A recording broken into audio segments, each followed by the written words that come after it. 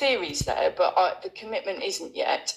I do have a number of concerns about the information in the model and the decision we're being asked to make today to offer our advice to the Mayor for his consideration, which obviously it's his decision alone. This plan includes more borrowing. It includes raising £637 million through the life cycle of the model. In the model, I recognise that's only the model.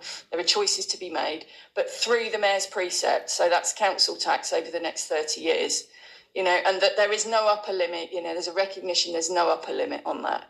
The plan also relies on a reduction of car mileage by 15%. So this is the detail of the model that we are being asked to, sign off this decision on.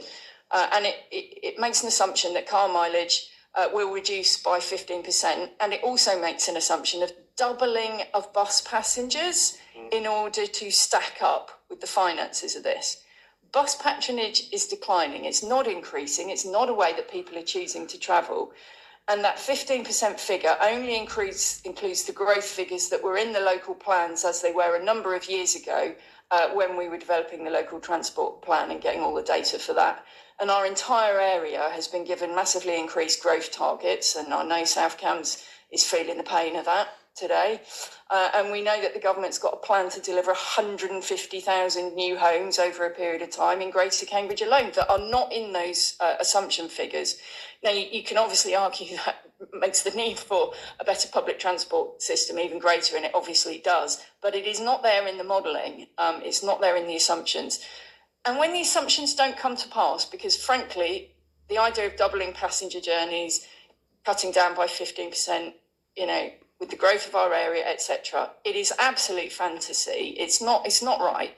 So what happens? What happens when the assumptions don't come to pass? What happens is that the costs go up. That's the reality. And what happens then is that taxpayers are charged more because they are our only bailout mechanism. Maybe the government will start throwing money at us to run bus services, but I highly doubt it because the national challenges are massive. You've only got to look to the London Mayor and the Manchester Mayor and, of course, our Mayor of recent years to see what happens to the precept. It only ever goes upwards.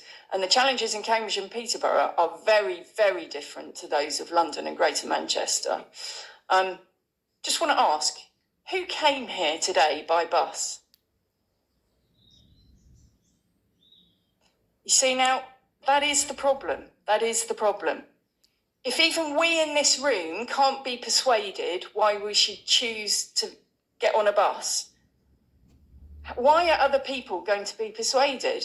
We all travel in our cars every day. That's the reality. We're no more special or peculiar than anyone else. Most people want to jump in their car because they have complicated lives with complex travel journeys, and they've got to drop the kids off to school. They've got to pick up their shopping on the way home. All of those challenges. So franchising alone doesn't fix the problem with buses. Only money can do that. And for me, there is something here that this is such a massive decision with such massive implications, particularly for the resources of our organisation, that this is distracting from what we really need, which is a modern, fit-for-purpose, mass transport, public transport system. And buses are never going to be that. They are important. They are not the answer. So more than anything at all, because I truly could be persuaded to support franchising with the right modelling, the right assumptions, the realistic assumptions. But most of all, and I've said it before, so you're not going to be surprised, I disagree with taking this decision right now. We're 12 weeks away from a mayoral election, and I may have missed it, but I believe the current mayor hasn't yet been reselected by his party. We don't know whether he's restanding, whether he'll be here in the future. We don't know who will be here.